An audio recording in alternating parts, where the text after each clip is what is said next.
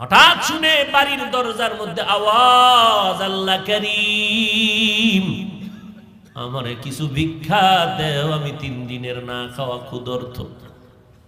স্ত্রী ডাক দিয়ে কয়, স্বামী আমার একটু রেস্টে পড়ে যাও, ভিক্ষুকের বিদায় দাও, লোকটা অসহায়।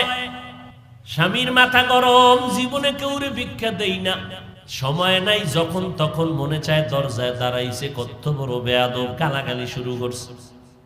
স্ত্রী কয়, স্বামী তুমি যে বাড়ি লেখা দিবা তা না, হালকা পাতলা কিছু দিয়ে দিলেই তো হয়ে যায়, গালি দাও কেন? আমার আব্বা জানের দেখি নাই যে জীবনে কারোরে গালি দিছে এবং কটু কথা বলছে, এবং জীবনে আমার বাবাই কোনো ভিক্ষুকের খালি ফিরায় নাই। আমি তার সন্তান, আমার কষ্ট লাগে ভিক্ষুকের খালি ফিরাইয়া দিতে। স্বামী বেচারা দুর্ব্যবহার করে, কয়, এই বিবি, মন চাইলে তুই যাইয়া দিয়া দে, আমার সামনে আর এই বিষয়ে কথা বলবি না। স্ত্রী বলে, আমি তো পর্দাওয়ালা ঘরের নারী, আমি তো বেগানার সামনে যেতে পারি না, জাহান্নামের ভয়। ও স্বামী তুমি যাও। স্বামী বেচারা এতটা রাগ হয়ে গেল, রাগ হইয়া দরজা খুলে ভিক্ষুকের এমন ধমক আর গালি, এত বড় বেয়াদব, লজ্জা শরম নাই রে বেহায়া, যখন তখন দরজায় দাঁড়াইছো, চোখের আড়াল হয়ে যাবি 1 সেকেন্ডে যেন আর দেখি না। মাওলার বড় মুসিবত চাপায় দিলে আমার আল্লাহ। কারণ অন্যায় করতে করতে সীমা লঙ্ঘন যখন করবে, গজব আসমান থেকে জমিনে নেমে আসবে মরার আগেই। আল্লাহর বান্দা যখন বকা দিয়া ভিক্ষুকের তাড়াইয়া দিল, তাড়াইয়া দরজাটারে জোরে বাড়ি মেরে আটকাইয়া দিছে। ভিক্ষুকটা রাস্তা দিয়া যায় আর চোখের পানি ছেড়ে কান্না করে, আর আসমানের দিকে তাকায়, কয়, আসমানের মালিক, তুমি আমারে এমন গরিব বানাইছো যে মানুষের দ্বারে না গেলে আমার বাচ্চাদের মুখে খানা যায় না। সারাদিন ভিক্ষা করে ঘরের মধ্যে কিছু খানার আয়োজন করি, কিন্তু আল্লাহ, এই দুনিয়া বহু গরিবের কেউ নাই, তুমি এমন গরিব বানাইছো, তবে তোমার কাছে আজকে একটা কলিজায় বানাইতে পারি না, বিচার দিয়া গেলাম। ওই লোকটা টাকাওয়ালা আমারে ভিক্ষা দিবে না বললেই তো হইতো, আমারে এতগুলো গালি কেন দিল, আমি সহ্য করতে পারি না, মইরা যাইতে মনে চায়। আর দুনিয়ায় কেউ আঙ্গ জুলুমের বিচারও করবে না, মালিক তোমার হাতের দ্বারা বিচারটা চাই। গরিবের কান্না কবুল হয়ে গেছে, জাগাত কবুল। চোখের পানির বর্দ আমার মারাত্মক, চোখের পানির বর্দ বড় মারাত্মক। বড় বড় বড় বড়রা কেন এত বিপদে পড়ে, কোন গরিবের জানি কান্দাইছে। চোখের পানির বর্দা জাগায় কবুল হয়ে যায়, আর সে আজিমে মাঝখানে পর্দা থাকে না, এবং কবুল হওয়া মাত্র গজব শুরু হয়ে যায়। আল্লাহর বান্দা কান্না করেছে, ঘরের মধ্যে তুমুল ঝগড়া শুরু হয়েছে। এবার স্ত্রীকে ডাক দিয়ে তর্কে তর্কে তর্কে তর্কে, স্বামী বেচারা গরম, ব্যবহারের কোনো আদব নাই, ধমক দিয়া কয়, আমার ঘর থেকে বের হয়ে যাও, আর আমার ঘরে থাকবি না, আমার ভাত তোর জন্য হারাম করে দিলাম, তালাক দিয়ে দিলাম। নিয়ামত আল্লাহ দিছে, লাথি মেরে সেই নিয়ামতের তাড়ায় দিছে।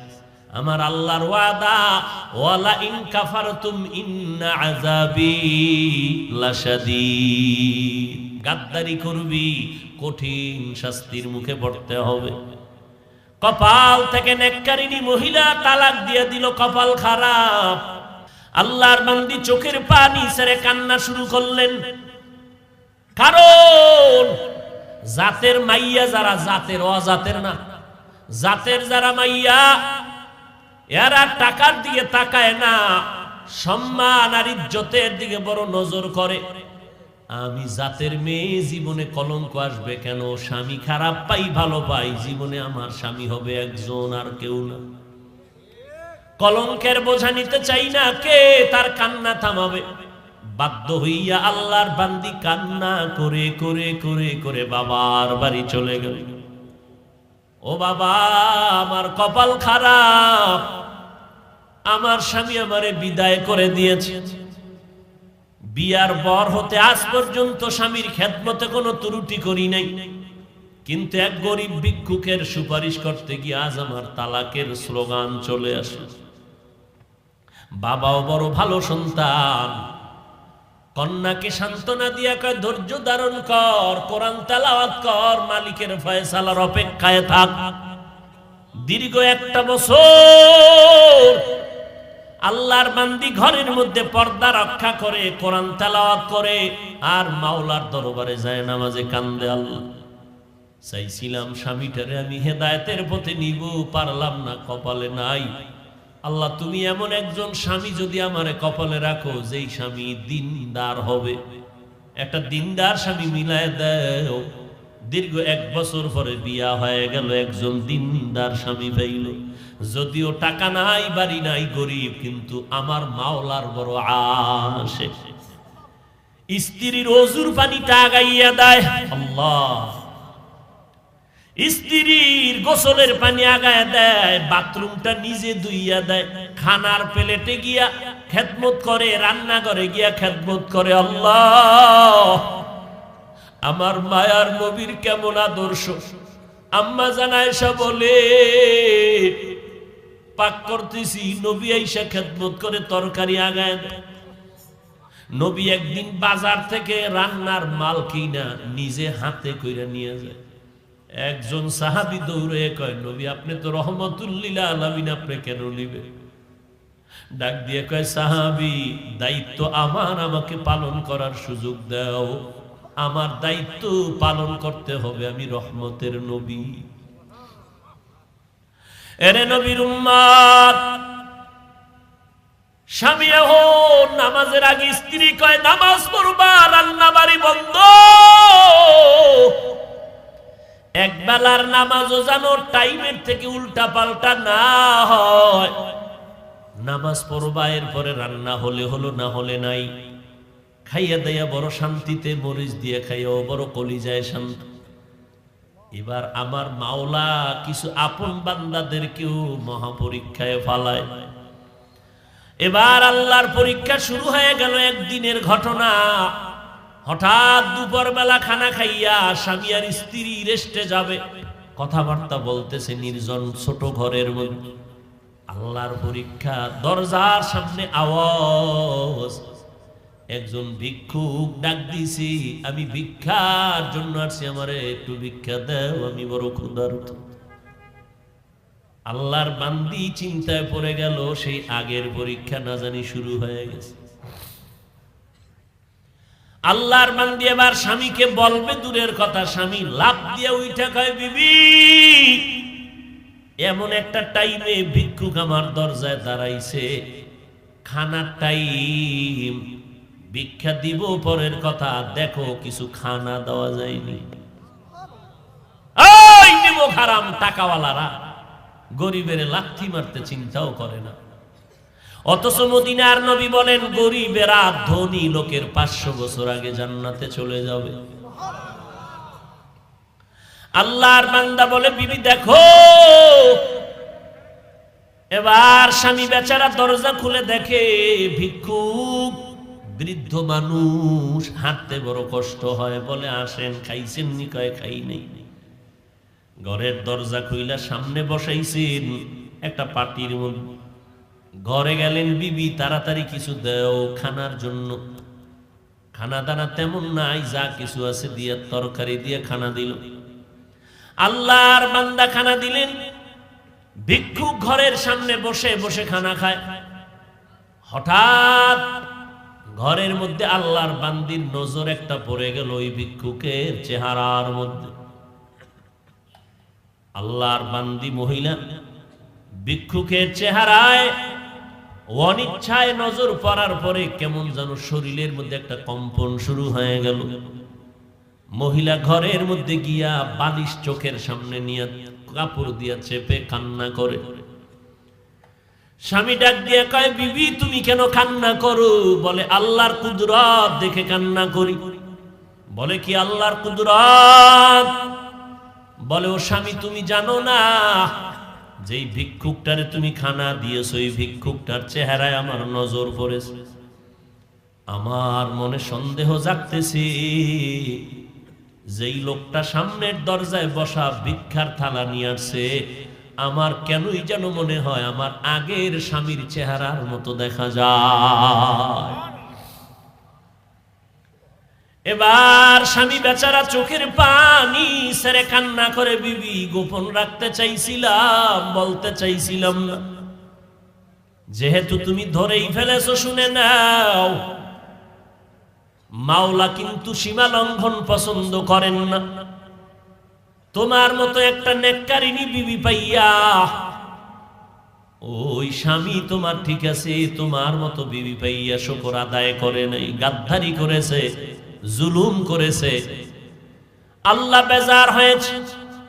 বলো বিবি, তোমার ওই স্বামীর সাথে দূরত্ব কেন হয়েছিল? বলে একটা ভিক্ষুকের ভিক্ষাকে কেন্দ্র করিয়া আমার স্বামী গালাগালি করেছে, ভিক্ষা দেয় না, আমার আল্লাহ বেজার, তালাক দিয়েছে।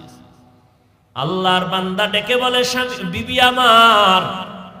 আমার মাওলা যে কেমন দয়াময় মালিক,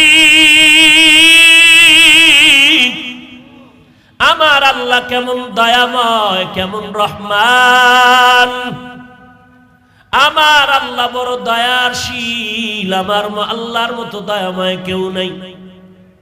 ওই স্বামীর ঘরে তুমি যেদিন ছিলা, ভিক্ষুক গিয়া ভিক্ষা চাইছিল, তোমার স্বামী কি ব্যবহার করেছিল? বলে, ও স্বামী আমার ওই পুরুষটা চূড়ান্ত গালাগালি করে ভিক্ষুকের কাঁদাইছে। এবার ডাক দিয়ে কয়, বিবি ওই দিন ভিক্ষুক ভিক্ষা চাইছিল, কিছু দিয়ে দিলেই তো হয় যায়, কিন্তু গাদ্দারি করার কারণে ভিক্ষুক এমন কান্না দিছে, আল্লাহ তাআলা ওই ভিক্ষুকের শুধু এখন ভিক্ষাই দেয় না, ভিক্ষা দেওয়ার আসল মালিকটা পর্যন্ত ভিক্ষুকের মাওলায় হাদিয়া দিছে। ওই দিনের ভিক্ষুক আর কেউ না, আমি স্বামী ছিলাম ওই দিনের ভিক্ষুক। আমি আমার মালিকের কাছে কান্না করার কারণে আজ আমারে আল্লাহ শুধু ভিক্ষাই দেয় নাই, আল্লাহ তাআলা ভিক্ষা দেওয়ার পুঁজি বড় মুক্তার দানা তোমাকে আল্লাহ আমারে হাদিয়া দিয়েছে। শুকরে নেমাত নেমাতাত আফজু কুনাত, কুফরে নেমাত আজকাফত বিরু কুনাত, হামদুলাকা শুকরে লাকায়া জুলমিনান, হাজিরিয়া নাজরি বরহালে মা। এর যুবক, বুড়া হওয়ার আগে যৌবনটারে বড় নেয়ামত মনে করিয়া কদর কর। বয়স হওয়ার আগেই তোর যৌবনটারে গুনাহ করিয়া নষ্ট করিস না রে বাবা। পায়ে হাত রেখে বলি, কয়দিন আর বাঁচবি? এই চিত্রাং নামের মহামারীতে যুবক মরিয়া গেল, গাছ পড়লো ঘরের উপরে, যুবকও মারা গেল, স্ত্রীও মারা গেল, কন্যাও মারা গেল। কয়দিন আর বাঁচবি রে যুবক? আজকে থেকে তওবা কর, আমার আল্লাহ শক্তি দিছে, শক্তিটারে দিনের কাজে লাগাও। আমি বলি না তুমি মাদ্রাসায় আসো, টুপি বড়, পাগড়ি বড়, আমগো মতো হুজুর হয়ে যাও, না, একবারও না। স্কুলে পড়ো আলহামদুলিল্লাহ, কলেজে পড়ো আলহামদুলিল্লাহ, চাকরি করো, ব্যবসা করো আলহামদুলিল্লাহ। তবে আমার মাওলার সাথে এতদিন যে গুনাহ করছো, আমার মাওলার থেকে দূরে সরছো, গাদ্দারি করছো, গুনাহ কইরা কইরা নিয়ামতের ঘুমটাকে নষ্ট করে, চেহারা নষ্ট করে ফেলছো। আজকে থেকে তওবা করে নেও, মা বাবার দোয়া নিয়ে চলবা, 5 বেলার নামাজ ছাড়বা না। তোমার মতো যুবক স্কুল কলেজে পড়ে, 5 বেলার নামাজি অভাব নাই, তুমি কেন পারবা না? তোমার মতো বান্দা কৃষি কাজ করে, নামাজ ছাড়ে না, ড্রাইভারি করে, নামাজ বাদ দেয় না, তুমি কেন পারো না রে বাবা? আল্লাহর ধরাটাকে তুমি স্বাভাবিক মনে করছো, আল্লাহর কোরআনটাকে মিথ্যা মনে করেছো। আমার আল্লাহর ধরা বড় কঠিন, আমার আল্লাহর কথা সত্য, সব কোরআনে বয়ান আছে। কি অন্যায় করলে কি শাস্তি হবে আল্লাহ সব বলে দিয়েছেন। আজকে তুমি বাহাদুরের মতো চলো না, যেদিন সাদা কাপড়ে ডুববা সব বাহাদুরি বন্ধ হয়ে যাবে। অন্ধকার কবরে গেলে ওই সময় বুঝবা অন্যায় করার কেমন স্বাদ। অতএব আল্লাহর কোরআন সত্য মনে করিয়া, নবীর কথা সত্য মনে করে, ওলামায়ে কেরামের কথা সত্য মনে করিয়া আল্লাহর কাছে তওবা করে নাও। মনটাকে বুঝাও রে মন, আমার মতো যুবক জীবনে মাদ্রাসায় পড়ে না, আলিফ বা তাও জানে না, স্কুল কলেজে পড়িয়াও যদি নামাজ পড়ে আমি কেন পারি না? কপাল আমার এত কেন খারাপ? আমার মতো বান্দা যদি ড্রাইভারি করে, র্যাব, আর্মি, পুলিশ, বিডিআর এর চাকরি করে, কোটি টাকার ব্যবসা করে, নামাজ পড়ে আমি কেন পারি না? এরে আম্মা জানেন, আপনার মতো বহু মা এখনো এই এলাকার মধ্যে আছে, 5 বেলার নামাজ পড়ে, রাতে তাহাজ্জুদের নামাজও পড়ে, পর্দা করে, হালাল খায়, বেপর্দায় কোথাও যায় না। ও আম্মা জান, আজকে সময় আছে, তওবা করে নেন। বৃদ্ধ বাবাজিরা আল্লাহর কাছে তওবা করেন। কয়দিন আর বাঁচবেন? মরণের আগে তওবা করে নেন। আজকে থেকে নামাজ ছাড়বেন না, বেপর্দায় চলবেন না, দাড়ি কাটবেন না, জবানের দ্বারা গীবত, শিকায়াত, গালাগালি করে গুনাহগার হবেন না, হাতের দ্বারা জুলুম করবেন না, মা বাবার দোয়া নিয়ে, ওলামায়ে কেরামের পরামর্শ নিয়ে আমল করবেন, 5 বেলার নামাজ পড়বেন। গলায় ছুরি আসলে মরে যাব, তারপরও নামাজ ছাড়ব না। তবে সবার কপালে তওবা নসিব হবে না। বন্ডদের বিরুদ্ধে গীবত হইলেও গীবত করবা ঈমান বাঁচাবার জন্য। আলেমরা বলবে তাদের নাম নিয়ে, এটা বললে গীবত হলেও সওয়াব। বলো, গীবত হলেও। এবার দলিল নাও। ওয়াইলুল লিকুল্লি হুমাযাতিল লুমাযা আল্লাযী জামাআ মালান ওয়া আদ্দাদা। আসেনি? ব্যাখ্যা পড়ো, কয় পারি না। বাংলাও পারো না? বাংলা না পারলে মর। বাংলাও পারবি না তো দুনিয়াতে আইছো কেন? বাংলা কোরআন পড়ো, কয় কিনার টাকা নাই। লাগবে না কেনা, লাগবে না টাকা, মোবাইলে ডাউনলোড করো, বাংলা কোরআন লিখে সার্চ দাও, এরপরে ওয়াইলুল্লি সূরাটার ব্যাখ্যা পড়ো। 30 পারার মধ্যে যাও, শেষে ওখানে দেখবা গীবত করা হারাম, গীবত করা হারাম, গীবত করা হারাম। 4 কারণে গীবত করা ওয়াজিব। কার গীবত করবে, কে করবে, বিস্তারিত দেওয়া আছে। 2 নাম্বার কথা হলো ভণ্ডদের বিরুদ্ধে, বাতিলের বিরুদ্ধে আমার নবী কথা বলেছেন। অতএব ভণ্ডদের বিরুদ্ধে কথা বলা হিংসা না, বরং মদিনাওয়ালা নবীর সুন্নাত। ভণ্ড বাতিলের বিরুদ্ধে কথা বলা হিংসা না সুন্নাত? আমার আল্লাহর কোরআন নিয়ে তুমি কলম দরবার, আমরা চুপ থাকবো না? এক মাওলানা ইসলামের ব্যানার লাগায় কয় কোরআন শরীফের মধ্যে জাল। কয় কেমন জাল? কয় হাদিসের থেকেও বেশি জাল। ঈমান আসেনি? আল্লাহ মাফ করে। অথচ ১৫০০ বছর পর্যন্ত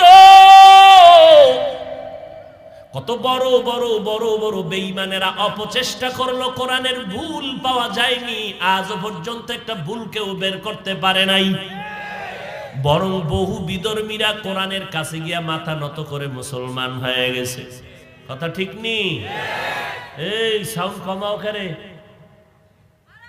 এরে নবীর উম্মতের দল, বহু বিধর্মী ভুল পাইল না, বরং মাথা নত করে মুসলমান হয়ে গেল।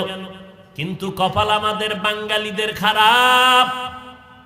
১৫০০ বছর পর সোনার বাংলায় কোন পণ্ডিতের জন্ম হলো, যিনি ইসলামের ব্যানার লাগাইয়া মাওলানা, আমার মতো লঙ্গি পরা মাওলানা না, বড় দামি টাইটেলওয়ালা মাওলানা কয় কোরআনের মধ্যে জাল, কোরআনের মধ্যে ভেজাল। এই বয়ান যদি উম্মতের অন্তরে ঢুকে আর কোরআনের প্রতি ভক্তি থাকে, গলায় পাড়া দিয়ে জিজ্ঞেস করা লাগে, এই বয়ান পাবলিকের শুনেইছো কেন? বল, কি ইসলামের লাভ কি? জুমার আগে সুন্নত লাগবে না, এটা আম মানুষের বললে লাভ কি? ইসলামের লাভ কি? নবীরা ভুল করছেন, এই কথা উম্মতের শুনাইলে ইসলামের উপকার কি? উপকার টুপুকার বুঝি না, আমি মুরব্বী কইছে এটি করতে হবে। আল্লাহ হেদায়েত দান করুন। আরো জোরে বলেন। কষ্ট লাগতেছে না? হায় হায়, হিংসা না রে বাবা, পায়ে হাত রেখে বলছি, মুমিন ঈমান বাঁচাবার জন্য। আসলে যদি হিংসা নিয়ে চলতাম, হ্যাঁ, একেবারে যে আমি দুধের ধোয়া তা না, কান ধরে টান দিলে মাথা চলে আসে। হয়তো আমি অন্যায় করিনি একটু, আর একজনে করছে তাল, ওই তালের বাড়িতে আমার মাথায় বাড়ি। আমি একজনারে কিছু বলি নাই, লেখি নাই, আমার পাশের এক জাতি ভাই লেখছে তো কওমি ঘরানার, এই জন্য সব কওমিদের উপরে বদনাম। যদি হিংসাই আমি হাফিজুর রহমান করতাম, পৃথিবীতে আসার পর থেকে সময় যখন টুপি লাগাইছি আজও পর্যন্ত সেই টুপি পাস করলি, জীবনে অন্য টুপি মাথায় পড়ি নাই। 10-15 বছর আগে কুমিল্লা এক জায়গায় বয়ানে গেলাম, একটা থানা প্রপারে বয়ান, আলিয়া মাদ্রাসার মাঠ। বড় একজন হুজুর ডাক দিয়ে কয়, হাফিজ ভাই, আমগো এখানে তো সব উল্টা পাল্টা মানুষ, আপনি টুপিটা পাল্টাই স্টেজে গেলে একটু ভালো লাগতো। আমি বললাম, সিনা ভবনের ভইতা লাগে না, আমি যেই মানুষ, আমার বয়ান এইভাবেই চলবে। বয়ান শুনে কিনা শুনে, আপনি ঘরে বয়া থাকেন, আমারে শুধু চেয়ারে বসায় দেন, এরপরে তাকায় দেখেন মাঠের অবস্থা কি। যদি আজকে সেই পাঁচকুল্লি, জীবনে অন্য টুপি পরি নাই, কিন্তু যদি হিংসাই করতাম অন্য টুপির বিরুদ্ধে তো দুই একটা বয়ান করতাম। কই করি নাই তো, হিংসা কেমনে বুঝলা? আমি তো বলি নাই জাল টুপি ফালায় দাও, গোল টুপি সিরা ফালাও। তুমগো হুজুরে তো কইছে পাস করলি সিরা ফালায় দাও, মুসলমানের না। আমরা কি হিন্দু? তো কি এবার সহ্য হয় কি ওয়াজ করবো কন্ত? অন্তরে যদি হিংসা নিয়ে থাকতাম, আমার বাবা জীবনে স্কুলের বারান্দায় পাঠায় নাই, জীবনে আমারে হাফ প্যান্টও পরায় নাই। ফুল প্যান্ট তো পরের কথা, হাফ প্যান্টও বাবায় পরায় নাই, শার্ট পরায় নাই। সেই ছোটবেলার থেকে ছোট ছোট লঙ্গি কিনা পরাইছে, পায়জামা পরেছি। এমনকি এই যে জামা দেখতেছেন গোল জামা, দুনিয়াতে আসার পর থেকে যেদিন জামা ঢুকছে আজও পর্যন্ত কোনো কানিফারা জামাও বাবায় পরায় নাই। আমি ফতুয়া দিচ্ছি না, আমার বাবার আদর্শের বয়ান শোনাচ্ছি। কিন্তু কোনদিন তো অন্য টুপির বিরুদ্ধে বলি নাই, অন্য পোশাকের বিরুদ্ধে বলি নাই, তো হিংসা কেমনে বুঝলা? কোনদিন তো আলিয়া মাদ্রাসার বিরুদ্ধে বলি নাই, স্কুল কলেজের বিরুদ্ধে বলি নাই, তুমি হিংসা কেমনে বুঝলা? আমরা দাঁড়াইয়া ইয়া নবী সালামু আলাইকার কিয়াম করে সালাম দেই না, জীবনেও দেই না, কিন্তু যারা দেয় আমরা তো একবারও তাদের গালি দেই নাই, দেখলে সালাম দেই। হিংসা কেমনে বুঝলা? কওমি মাদ্রাসায় জীবন ভর পড়েছি, কোনদিন আলিয়া মাদ্রাসায় যাই না, অথচ যেই মাদ্রাসায় ছোট থেকে বড় হইয়া লেখাপড়া করছি, বরগুনা পীর সাহেবের মাদ্রাসা, এক পার্শ্বে আলেম পর্যন্ত বিশাল আলিয়া মাদ্রাসা, পার্শ্বে কওমি মাদ্রাসা, কয়েক ক্লাস পড়ানো হয়। কোনদিন আলিয়া মাদ্রাসার বিরুদ্ধে বলি নাই, স্কুল কলেজের বিরুদ্ধে বলি নাই, জীবনভর কওমি মাদ্রাসায় পড়লাম। কই হিংসা তুমি কোন জায়গা দিয়া পাইলা রে বাবা? আসলে হিংসা কার অন্তরে একটু চিন্তা করো, আর আমার আল্লাহকে ভয় করো। हर के दारत खौफे हक दर दिल मदगम जन्नतुल मअवा देहद उरामका। তোমরা আবু হানিফাকে পর্যন্ত মুশরিক বলেছো, কিন্তু আমরা ডাক্তার জাকির নায়ক সাহেব নিয়ে এই আহলে হাদিস লাইনে যারা আছে কোনদিন একটা নাম ব্যঙ্গ করেও উচ্চারণ করি না, গালি তো বরের কথা। কিন্তু ডাক্তার জাকির সাহেব যখন এক পর্যায়ে মাযহাবের পক্ষে বয়ান দিল, তখন আবার তার ভক্তরা তার বিরুদ্ধে চলে গেল। আমরা কোনোদিন খারাপও বলি নাই, আমরা কোনোদিন অশালীন কথা বলি নাই, এবং এখনো বলি না, কারণ ওই লোকটা খারাপ না, তার চলাফেরার আদর্শ খারাপ হতে পারে, কিন্তু মানুষটা খারাপ বলার কোনো উপায় নাই। মানুষের প্রতি মানুষের মোহাব্বত তৈরি হয় কোথায় বলতে পারবেন?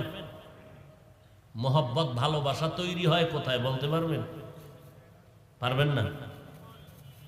আমার প্রতি আপনার ভালোবাসা, আপনার প্রতি আমার যে ভালোবাসাটা তৈরি হয় এটা অন্তরে। কোথায়? অন্তর কি দেখা যায়? অন্তর কি ধরা যায়? বলেন তো, অন্তর কন্ট্রোল করেন কে? বলেন। তো জাকির নায়েক সাহেবকে যারা মোহাব্বত করছে টাকার কারণে, ভালোবাসা তৈরি করে দিছেন কে? আমি হিংসা করলে কি লাভ? হিংসা কেন? আবার চাপাবাজি করে বয়ান দেয় রোগকে ঘৃণা করো, রোগীকে নয়। এর ব্যাখ্যাও জানেন, ওই হুনসে খালি কইতে আছে। এর ব্যাখ্যা কি? রোগকে ঘৃণা করো, রোগীকে। পাপকে ঘৃণা করো, পাপীকে। এর ব্যাখ্যাটা কি? খবর নাই। অনেকে মনে মনে কয় পাপকে ঘৃণা করো, পাপীকে না মানি, ওর সাথে সালাম নাই কালাম নাই, ওরে দূরে রাখো। হাকিমুল উম্মত, উম্মতের রুহের ডাক্তার আশরাফ আলী থানভী বলেন, পাপকে ঘৃণা করো, পাপীকে না, তার মানে হলো বান্দা তুমি আগে যদি বান্দার কাছে 2 বার যাইতে, এখন ডেলি 5 বার যাও। মোহাব্বত বাড়াও, টাকা দাও, ঔষধ লাগলে দাও, তারে এমন মোহাব্বত দাও যেন তোমার মোহাব্বতের ছোঁয়া পাইয়া রোগ দূরে সইরা যায়। আর আমরা কাছেই যাইতে চাই না, বরং বেশি বেশি কাছে যাও। তোমার রং যখন তার কলিজায় লাগবে তখন তার রোগ মুক্ত হয়ে যাবে।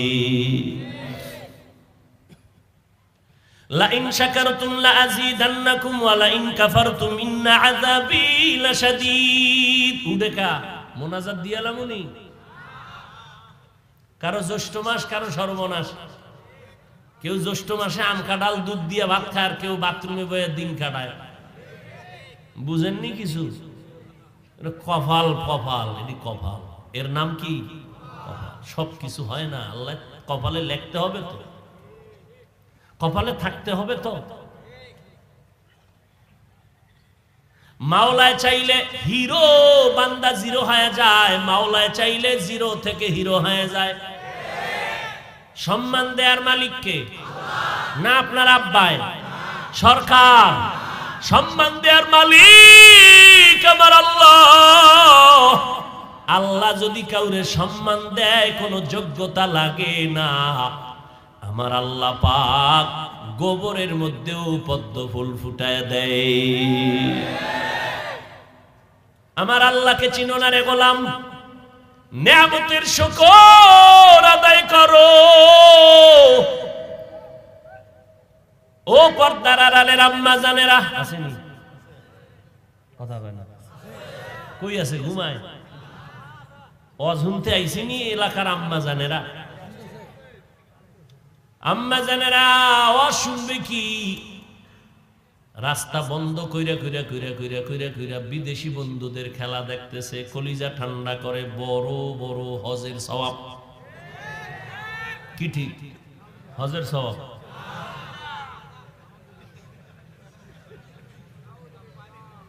গাড়ি নিয়ে ঢুকতেছি, কি ব্যাপার? রাস্তা আটকাইয়া খেলা চাও কেন? কয় আপনার ভাল না লাগলে 10 কিলোমিটার ঘুরে এরপরে ফজরের পরে বাসায় যাও, রাস্তা আমার আব্বাই বানাইছে। মদিনার ইসলাম কয় মানুষের চলাচলের পথকে ব্যাহত করে আটকাইয়া কোনো কাজ করবি, আমার আল্লাহ তোরে লানত দিবে। সারা রাত ঘুম নাই, নামাজ নাই, রোজা নাই, পর্দা নাই, এমন জোরে এক একটা গুলকির গোলের আওয়াজে চিৎকার দেয়। চিৎকারের কারণে বিল্ডিং এর মধ্যে, ঘরের মধ্যে ঘুমের বাচ্চা লাফ দিয়া ভয়ে উঠে যায়। ঘুমান্ত মানুষ ভয় পায়, ওখানে কি হইলো? ডাকাত আইলো না চোর আইলো? খবর নাই। কে বলবে এই কথা? যারে দিয়া ভূত সারামু তারেই যদি ভূতে পায় তো উপায় কি? जिंदगी में बंदगी तू करना है, जिंदगी में बंदगी तू करना है, जिंदगी बे बंदगी शर्मिंदा है, जिंदगी बे बंदगी शर्मिंदा है।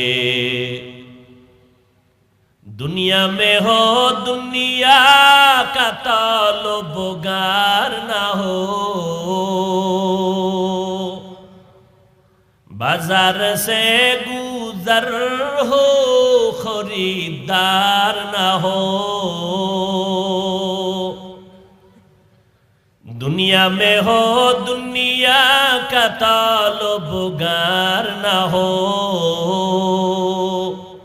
बाजार से गुजर हो खरीदार ना हो। ये दुनिया एक मिसल कागज फूल है, ये दुनिया एक मिसल कागज फूल है। जिंदगी में बंदगी तू करना है, जिंदगी में बंदगी तू करना है। जिंदगी बे बंदगी शर्मिंदा है, जिंदगी बे बंदगी शर्मिंदा है। जिंदगी में बंदगी कुन बंदगी, बंदगी बे जिंदगी शर्मिंदगी, जिंदगी बे बंदगी शर्मिंदगी। এরে আল্লাহর বান্দা খেলা খেলা কইরা কত বান্দা দুনিয়া থেকে চলে গেল চিৎকার দিয়া। ওর কলিজার বন্ধুটা জিততে পারে নাই, মরে গেছে ঠাস কইরা। এই মরণটা শহীদ, বিনা হিসাবে জান্নাত। কেমন পাগল হইছো রে যুবক, কয়দিন আর বাহাদুরি করবি? আজ উলামায়ে কেরামদের কথাকে মূল্যায়ন করলি না। উম্মতের জন্য উলামায়ে আহলে হক বড় নেয়ামত। মায়ার নবী সারা রাত নামাজে দাঁড়িয়ে আছেন। আম্মা জান আয়েশা বলেন, নজর করে দেখি নবীর পা মোবারক গুলো ফুলে গেল। নবী এত ব্যথিত, এত কষ্ট। আমি আয়েশা নবীকে প্রশ্ন করলাম, নবী এত কষ্ট কেন করেন? আল্লাহ তো আপনার গুনাহগুলো নাই, কোনো গুনাহ নাই, মাফ। আল্লাহর নবী কি জবাব দিয়েছেন? আফালা আকুনা আবদান শাকুরা, আমি কি আমার আল্লাহর শুকর গুজার বান্দার মধ্যে হব না রে আয়েশা? যেই আল্লাহ আমাকে অনেক অনেক কিছু দিয়েছেন, আমি আল্লাহকে কি কিছু দিব না? যেই আল্লাহ তোমাকে আমাকে বাড়ির মালিক বানাইছেন, গাড়ির মালিক বানাইছেন, যে আল্লাহ এত সুন্দর সম্মানের চেয়ারে বসাইছেন, সে আল্লাহরে তুমি আমি কি দিয়েছি? তোমার আমার গুনার খবর যদি জানতো, কেউ সম্মান করত না, সালাম দিত না। আল্লাহ গোপন পর্দা লাগাইয়া দিছেন। আল্লাহ এত সুন্দর কণ্ঠদান করেছেন, যদি হিসাব নেয় বান্দা কি জবাব দিব?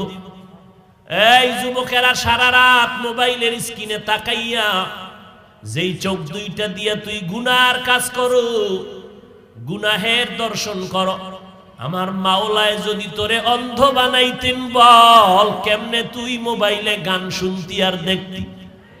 সায়েদাবাদ বাস টার্মিনালে যা,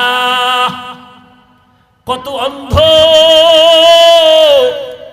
লাঠি হাতে নিয়া চোখের পানি ছেড়ে গাড়িতে উঠিয়া কয়, ও যাত্রী ভাইরা, তোমরা চট্টগ্রাম যাও, সিলেট যাও, বরিশাল যাও, আমি অন্ধ মানুষ, তোমরা আসমান দেখো, জমিন দেখো, মানুষ দেখো, আমি কিছুই দেখতে পারি না।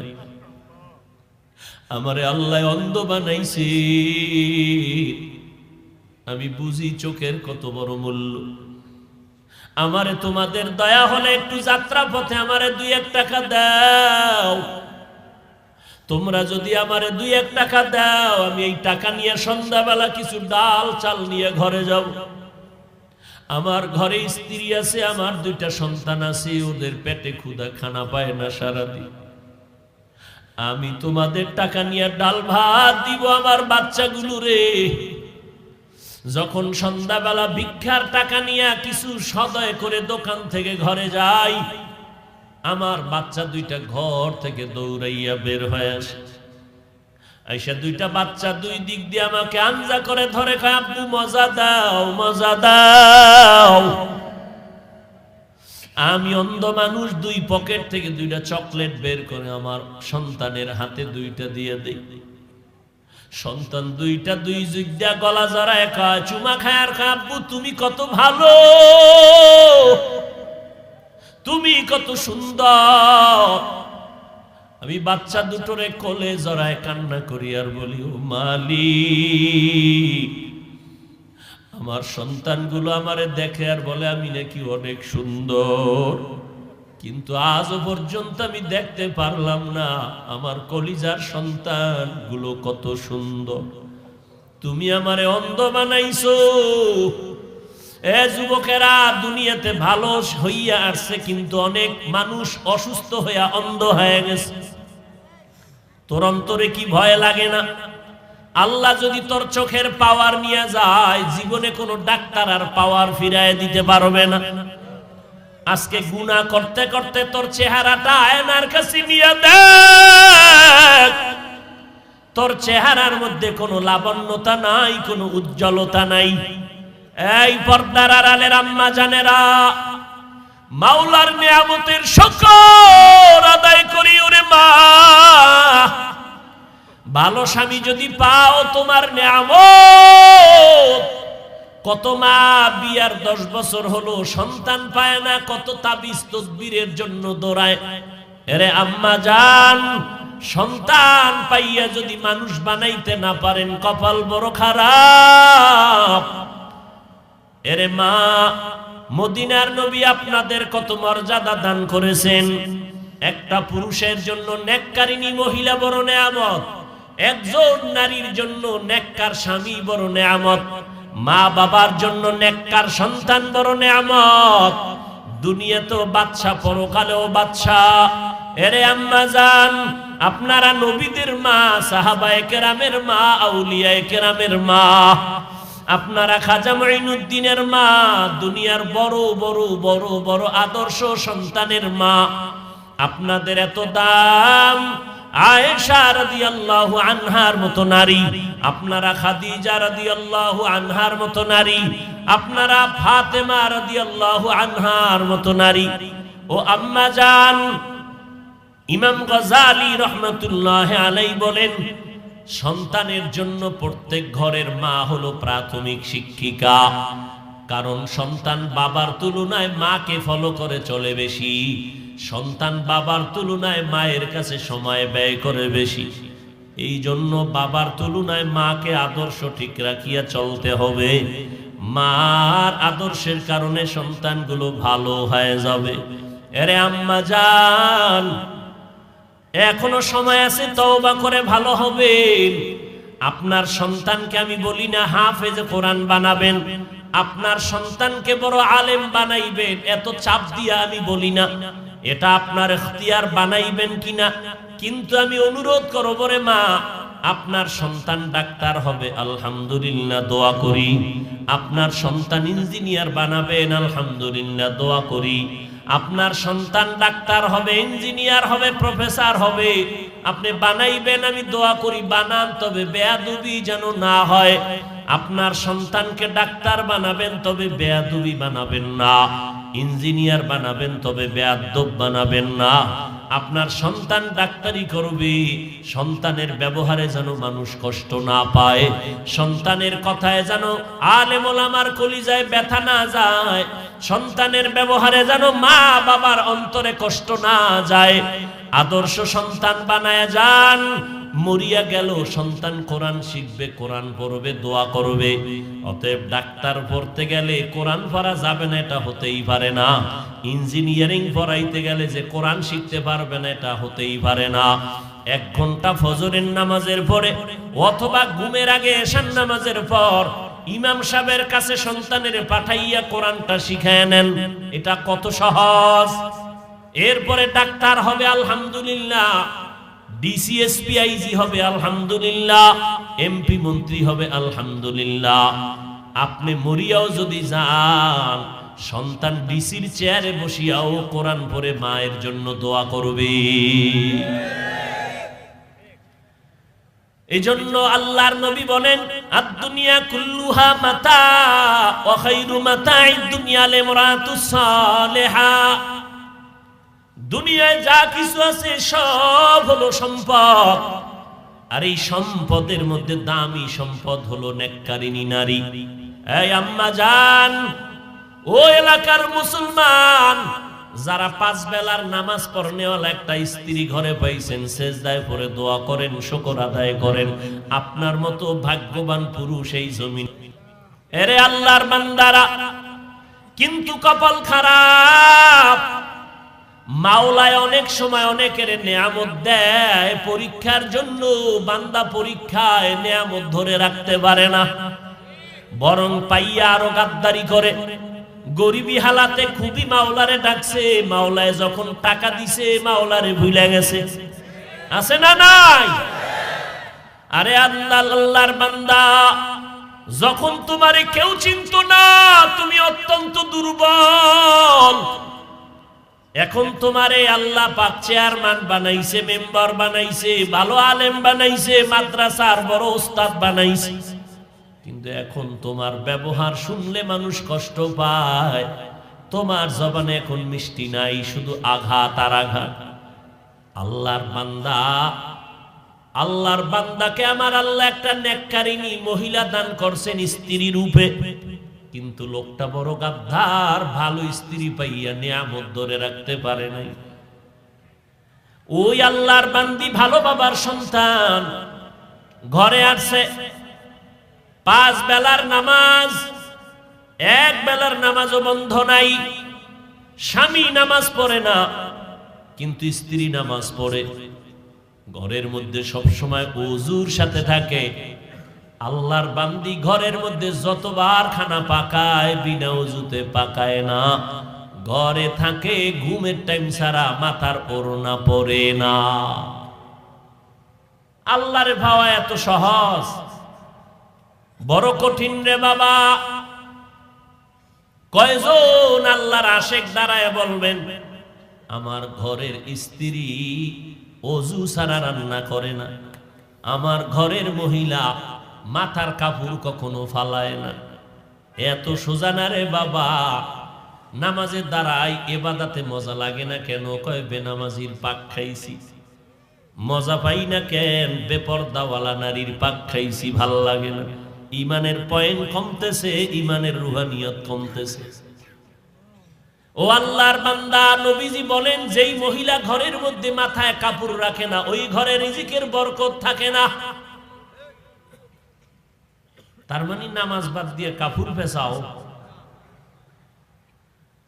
ওই আল্লাহর বান্দি সময় মতো নামাজ পড়ে, ওই স্বামী অকৃতজ্ঞ, আল্লাহর দুশমন। রমজান মাস আসছে, রোজা রাখে না, স্ত্রীর কয় ভাত পাকাইয়া দে। আল্লাহর বান্দি একটা রোজাও ছাড়ে না। সপ্তাহের সোমবার দিন বৃহস্পতিবার দিন পর্যন্ত বান্দি রোজা রাখে। এই পর্দার আড়ালের মা, মনটা কি চায় না একজন আলেমের মা হয়ে কবরে যাবে? আপনার সন্তান আপনার জানাজার ইমামতি করবে, আপনার সন্তানের পেছনে মানুষ দৌড়াইবে, দোয়ার জন্য লাইনে দাঁড়াবে। এরে আম্মা জান, কয়দিন আর স্বামীর টাকা নিয়ে মার্কেটে বাহাদুরের মতো ঘুরবেন, বেগানার মতো ঘুরবেন? সাদা কাফনের যেদিন প্যাকেট হয়ে যাবেন, ওই দিন টের পাইবেন সন্তান কই গেল, টাকা পয়সা কই গেল। আল্লাহর বান্দি রোজা রাখিয়াও স্বামীর আদেশ স্বামীরে রান্না করে খাওয়াইতে হবে। আল্লাহর বান্দি স্বামীরে রোজা রাইখা রান্না করে খাওয়ায়, কিন্তু বেয়াদবি করে না, মালিকের কাছে নামাজ পড়ে পড়ে দোয়া করে, আল্লাহ তুমি এমন একজন স্বামী দিছো আমারে, এক বেলার নামাজও পড়ে না, রোজাও রাখেন, কিন্তু স্বামীর পায়ের নিচে আল্লাহ পাক সেজদার হুকুম দিছে, যদি হালাল হইতো তো দেওয়া লাগবে। স্বামীর জন্য তুমি এত মর্যাদা দিলারে মালিক, আমি বেয়াদবি করি না, তুমি হেদায়েতের নূর স্বামীর সিনায় দাও। ও আল্লাহ, আমার স্বামীকে হেদায়েত দাও, আমার স্বামী যেন তোমার গোলাম হইয়া যায়। ঘরের থেকে বাইরে যায়, স্ত্রী দোয়া করে, ও আল্লাহ আমার স্বামীরে হেফাজত করো, আমার স্বামীর চাকরি ব্যবসায় তুমি বরকত দিয়া দাও। কয়জন ঘরের মা আছেন যে স্বামীর জন্য দোয়া করেন, মালের জন্য, ব্যবসার জন্য দোয়া করেন? মা উল্টার দিকে চলে, স্বামী কামাই করে, টাকা নিয়ে পার্কে পার্কে দৌড়ায়। আমার আম্মা জানেরা, স্বামীর ঘামের টাকা দিয়ে আম্মা জান গুনার কাজে টাকা খরচ করে। স্বামী তো বেচারা নিজে খাওয়ার জন্য কোনো স্বামী কষ্ট করে না, দিন রাত্র গাধার মতো স্বামী বেচারা রাস্তায় দৌড়ায়, রাত্র নাই দিন নাই ঘুম নাই, সব স্ত্রী পরিবার সন্তানের আরামের জন্য করে। কিন্তু আম্মা জানেরা মূল্য দেয় না। স্বামীরে কয়, স্বামী আমার জন্য একটা জিনিস আনবানি, স্বামীর পকেটে একটা টাকাও নাই, তারপরও কয় আসবো, নিয়ে আসবো। জানতে দেয় না যে আমার পকেটে টাকা নাই। বাজারে যাইয়া ঘুরে, আমার বন্ধু কই, আমি কিছু টাকা ধার নেওয়া লাগবে, কারণ আমার স্ত্রীর ওয়াদা দিয়েছি, স্ত্রীর মন রক্ষা করা লাগবে। ও আম্মা জান, তুমি জানো না স্বামী তোমার জন্য কি পরিমাণ ত্যাগ স্বীকার করলো, এত কষ্ট করে। আল্লাহর বান্দা বন্ধুর কাছে টেলিফোন করলো, 1000 টাকা দাও, টাকা নাই। এভাবে কয়েকজনের কাছে ঘুরে ঘুরে অল্প টাকা নিয়ে স্ত্রীর জিনিসটা নিয়ে আসছে, নিয়ে স্ত্রীর হাতে দিছে। স্ত্রী খুশি, স্বামী বেচারা টেনশন, আমি ধার করা টাকা কেমনে দিব। ওয়াদা দেওয়া আছে 5 দিন পরে দেওয়া লাগবে। ঠিক ওয়াদার দিন পাওনা দাঁড়ায়, কয় বন্ধু টাকা দে। কয় ভাই একটা দিন সময় দাও। গালাগালি শুরু করছে। স্ত্রী শুনে কয় কি ব্যাপার, লোকটা গালি দেয় কেন? কয় টাকা ধার আনছি। কেন? কয় আমার একটা কাজে আনছিলাম। তো কয় না, তোমার মন রক্ষা করার জন্য আনছিলাম। আরে আম্মা জান, ওই আল্লাহর বান্দি, এত বড় নামাজি বান্দি, স্বামীর জন্য দোয়া করে, আল্লাহ ব্যবসায় বরকত দাও। কিন্তু অকৃতজ্ঞ বেঈমান একটা নেককারিনী স্ত্রী পাইয়া শুকর আদায় করলো না, কপাল বড় খারাপ। মাওলায় দিছিলেন দয়া কইরা একটা ভালো মহিলা, কিন্তু ধইরা রাখতে পারে নাই নিমক হারামে। আমার নবীকে 13 বছর দেখলো, বয়ান শুনলো, তারপর আবু জাহাল কালেমা পড়ে নাই। এই জমিনে কিছু শক্ত অন্তরওয়ালা থাকবে, কোন বয়ানে তাদের দিলটা নরম হবে না, তওবা করার ভাগ্য হবে না। তবে 2-1 আল্লাহর বান্দা মরণের কথা স্মরণ করিয়া যদি তওবা করে, আল্লাহকে ডেকে ডেকে বলে, হে মালিক, এই ময়দানে আমার মতো গুনাহগার কেউ নাই। গুনার কারণে হাত না পাক, চোখ না পাক, জিহ্বা না পাক, অন্তর না পাক। এই অবস্থায় যদি তওবা না করিয়া কবরে যাই, ওই অন্ধকার কবরে কেউ নাই, কেউ নাই। অন্ধকারের ঘর, মাটির ঘর, আল্লাহ পাকের দরবারে যদি জবাব দিতে না পারি, গ্রেফতারি পরোয়ানা শুরু হয়ে যাবে। ওই কবর জাহান্নামের আগুনে ভরে যাবে। আল্লাহর কাছে তওবা করো। মরিয়া গেলে যাব, হায়াতের মালিক আল্লাহ, ইজ্জতের মালিক আল্লাহ, রিজিকের মালিক আল্লাহ। জীবনে মরলেও আর নামাজ ছাড়বো না, বেপরদায় চলবো না, মা বাবার বিরুদ্ধে যাব না, ওলামায়ে কেরামের বিরোধিতা করব না, আহলে হক ওলামাদের পরামর্শ নিয়ে চলবো, দেশ ও জাতির বিরুদ্ধে ষড়যন্ত্র করব না।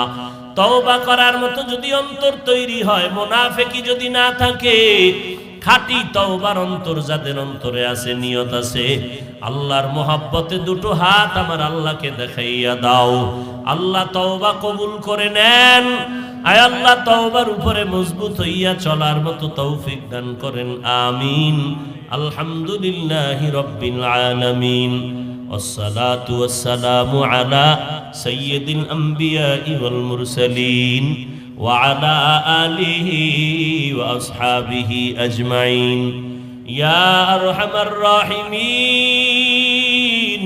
يا أرحم الراحمين يا أرحم الراحمين رب ارحمهما كما ربياني صغيرا اللهم إنا نعوذ بك من البرص والجنون والجذام وسيء الأسقام ও দয়ার মালিক গুনাহের বোঝা নিয়ে আপনার দরওয়াজায় হাজির হয়েছি দুনিয়ার বাড়িওয়ালাদের দরজা বন্ধ আপনার রহমতের দরজা খোলা ওলামায়ে কেরাম মুরব্বি হাজী সাহেব কত ব্যবসায়ী চাকরিজীবীরা হাত তুলেছেন পর্দার আড়ালের কত মা বোনেরা আমার যুবক ভাই ছাত্র ভাইরা হাত তুলেছেন মেহেরবানি করে আমাদের জিন্দেগীর সব গুনাহগুলো মাফ করে দেন আল্লাহ আয় আল্লাহ আজকের মাহফিল কবুল করে নেন আয়োজনকারী সহযোগিতাকারীদের কবুল করে নেন আল্লাহ আয় আল্লাহ এলাকার ঘরে ঘরে শান্তি দান করেন আল্লাহ মা বোনদের আবেদা পর্দানিশী বানায় দেন সন্তানগুলো নেককার বানায় দেন সারা দুনিয়ার মানুষগুলো মাফ করে দেন মহামারী থেকে মুক্ত করে দেন আল্লাহ বাংলাদেশ শান্তির দেশ বানায় দেন প্রশাসনিকভাবে যারা কাজ করে দিনের খাদেম বানায় দেন সরকার থেকে সকল জনপ্রতিনিধিদেরকে দিনের খাদেম বানায় দেন আয় আল্লাহ ব্যবসা যারা করে চাকরি করে কামাই রুজিতে হালাল ভাবে বরকত বাড়ায় দেন হারাম থেকে হেফাজত করেন আল্লাহ অভাব দূর করেন ঋণ আদায়ের ব্যবস্থা করে দেন আয় আল্লাহ সমস্ত মাদ্রাসাগুলো কবুল করে নেন মসজিদগুলো কবুল করে নেন আয় আল্লাহ সমস্ত শিক্ষা প্রতিষ্ঠান নবীর আদর্শওয়ালা বানায় দেন রব্বুল আলামিন দিলের ন্যাক আশা পূরণ করে দেন আয় আল্লাহ উলামায়ে আহলে হকের বিজয় দান করেন ইসলামের ব্যানারওয়ালা দুশমন থেকে হেফাজত করেন বাতিলের মোকাবেলায় বিজয় করে দেন আয় আল্লাহ মিথ্যা মামলায় জড়িতদের মুক্তির ব্যবস্থা করে দেন আল্লাহ আয় আল্লাহ ইলম হিকমত আমলে বরকত বাড়ায় দেন রিয়া হাসাদ কিবির দূর করে ইখলাস দান করেন চলার পথে ইজ্জতের সাথে হেফাজত করেন আয় আল্লাহ সারা দুনিয়ায় নিরাপদে খেদমতের জন্য কবুল করে নেন আয় আল্লাহ মুখালিফের মুওয়াফিক বানায় দেন রব্বুল আলামিন ময়দানে কামিয়াবির সাথে খেদমতের জন্য কবুল করে নেন প্রতিবন্ধকতা দূর করে দেন সুন্নতওয়ালা জিন্দেগি দান করেন আয় আল্লাহ ঘরে ঘরে সুন্নতের আমল জারি করে দেন আয় আল্লাহ নবীজির রওজা বাইতুল্লাহ জিয়ারতের তৌফিক দান করেন আয় আল্লাহ সুস্থতার নিয়ামত বাড়ায় দেন আমরা যারা হাত তুলেছি জানি না কার মা নাই বাবা নাই অন্ধকার কবর থেকে দোয়ার অপেক্ষায় ছেড়ে সন্তান ওই মা বাবার চেহারাটাও কি মনে পড়ে না ওই মা বাবার জন্য কি মায়া হবে না ও মালিক জানি না এই ময়দানে কারা ইয়তীম বাবার আদর পায় না বাপ হারাইয়া মা হারায় বড় অসহায় গুনার কারণে দিলটা পাথর চোখে পানি নাই কান্নাওয়ালা চক্ষু দান করেন আল্লাহ কান্নাওয়ালা চক্ষু দান করেন ও সন্তানেরা যেই মা বাবা জীবন ভর তোমার আমার জন্য কেঁদে কেঁদে দোয়া করলেন